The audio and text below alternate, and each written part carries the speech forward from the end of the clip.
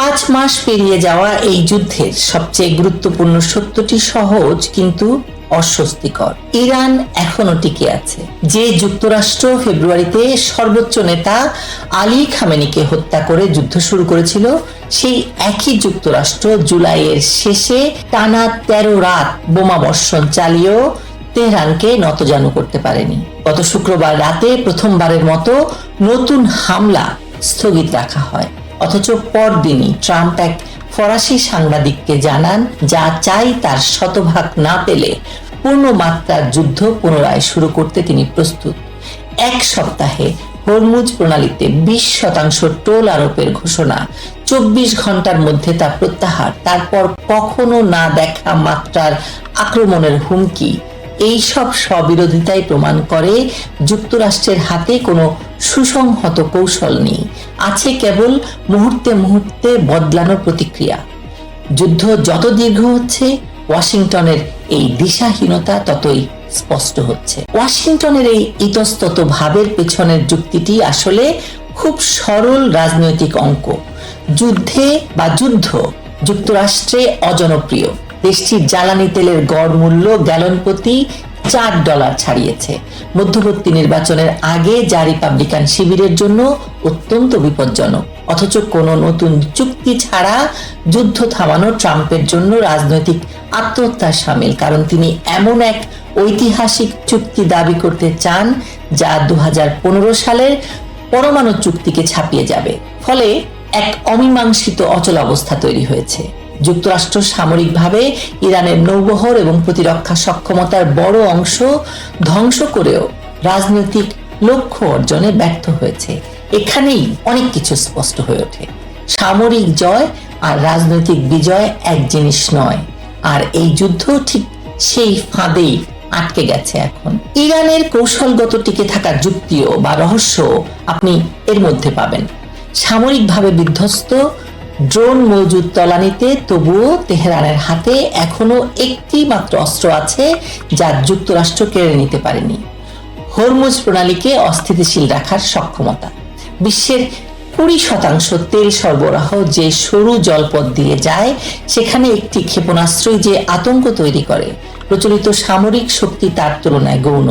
ঠিক এই কারণেই ইরান প্রতিশোধের ভৌগোলিক সীমানা ক্রমাগত বাড়িয়ে চলেছে। বাহরাইন, কুয়েত, কাতার, জর্ডান, সংযুক্ত আরব আমিরাত, এমনকি 3 মাস পর প্রথমবার সৌদি আরবের এক মার্কিন ঘাঁটিতেও আক্রমণ। এসব কি প্রমাণ করে? কাতারের মতো তেহরানের সঙ্গে ঐতিহাসিকভাবে সৌহার্দ্যপূর্ণ দেশও রেহাই পায়নি। রাস লাফানের গ্যাস ব্যবস্থাপনায় হামলায় দেশটির এলএনজি রপ্তানি সক্ষমতা বছরের পর বছরের জন্য কমে গেছে। বার্তাটি নির্মম কিন্তু স্পষ্ট। যুক্তরাষ্ট্রের সামরিক উপস্থিতি আছে এমন যে কোনো ভূখণ্ডই এখন ইরানের সম্ভাব্য লক্ষ্যবস্তু। বন্ধুত্ব বা নিরপেক্ষতা কোনো সুরক্ষা নয়। আর যুক্তরাষ্ট্র যদি নাটকীয়ভাবে সামরিক অভিযান সম্প্রসারিত না করে, তেহরানকে এই কৌশল থেকে সরানো কার্যত অসম্ভব, কারণ এটাই এখন ইরানের একমাত্র কার্যকর প্রতিরোধক। সংঘাতের বৃত্ত নতুন এক মাত্রায় বিস্তৃত হচ্ছে। কাস্পিয়ান সাগরে ইউক্রেন একটি ইরানি বাণিজ্যিক জাহাজে হামলা চালিয়েছে। দাবি করেছে জাহাজটি রাশিয়ার সামরিক পণ্য বহন করছিল, যা ইরানের যুদ্ধ প্রচেষ্টায় সহায়তা করছে। প্রেসিডেন্ট জেলেনস্কি প্রকাশ্যেই বলেছেন যে রাশিয়া ইরানকে সামরিক সহযোগিতা দিচ্ছে। অর্থাৎ যে যুদ্ধ একসময় কেবল মধ্যপ্রাচ্য কেন্দ্রিক ছিল, তা এখন ইউক্রেনের যুদ্ধের সঙ্গেও জড়িয়ে যাচ্ছে। একটি আঞ্চলিক সংঘাত ধীরে ধীরে বৈশ্বিক শক্তি প্রতিদ্বন্দ্বিতার অংশ হয়ে উঠেছে।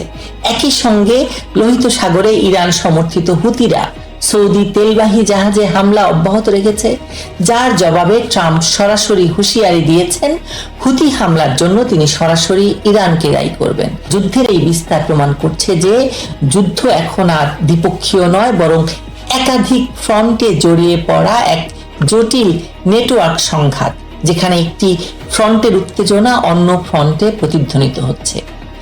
জ্বালানি বাজার এই পুরো নাটকের সবচেয়ে নির্ভরযোগ্য থার্মোমিটার।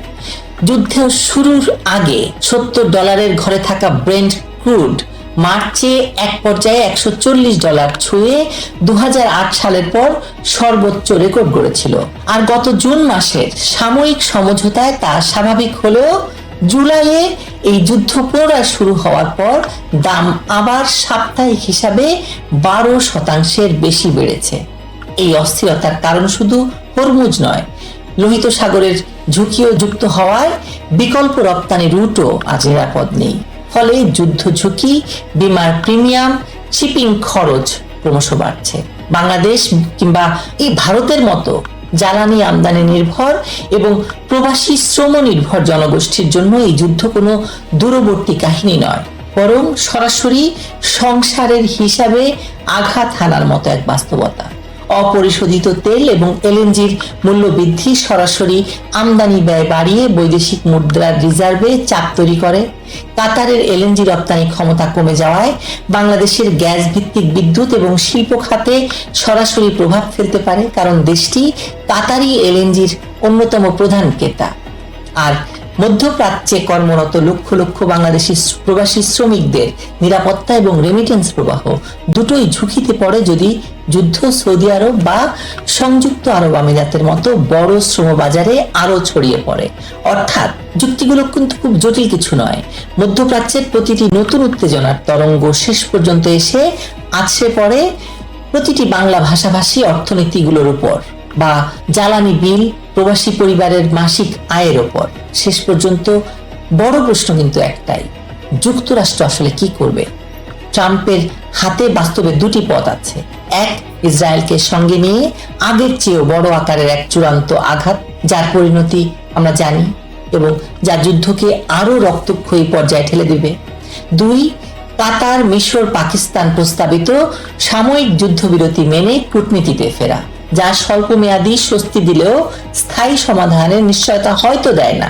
কেননা জুনের সমঝোতা ইতিমধ্যে একেবারে ভেঙে গেছে। ট্রাম্প নিজেই স্বীকার করেছেন ইরান যথেষ্ট ব্যথা এখনো পায়নি। এই মানসিকতা থেকে বের না হলে তৃতীয় কোনো পথ আসলে কার্যত নেই। বাস্তবতা হলো সামরিকভাবে বিধ্বস্ত হয়েও ইরান টিকে আছে ঠিকই, তার সবচেয়ে ধ্বংসাত্মক কার্ডটি হাতে রেখে দেওয়ার কারণে। আর যুক্তরাষ্ট্র যতক্ষণ না একটি সুসংহত দীর্ঘমেয়াদী কৌশল ঠিক করতে পারছে, ততক্ষণ এই যুদ্ধ প্রলম্বিত হতেই থাকবে। আর তার মূল্য গুনতে হবে উপসাগরীয় বা মধ্যপ্রাচ্যের জনগণ থেকে শুরু করে বাংলাদেশের প্রতিটি সংসার। কারণ হচ্ছে আমরা তো কোনো না কোনো ভাবে এই যুদ্ধ অর্থনীতির সঙ্গে যুক্ত হয়ে গেছি। ভালো থাকবেন সবাই।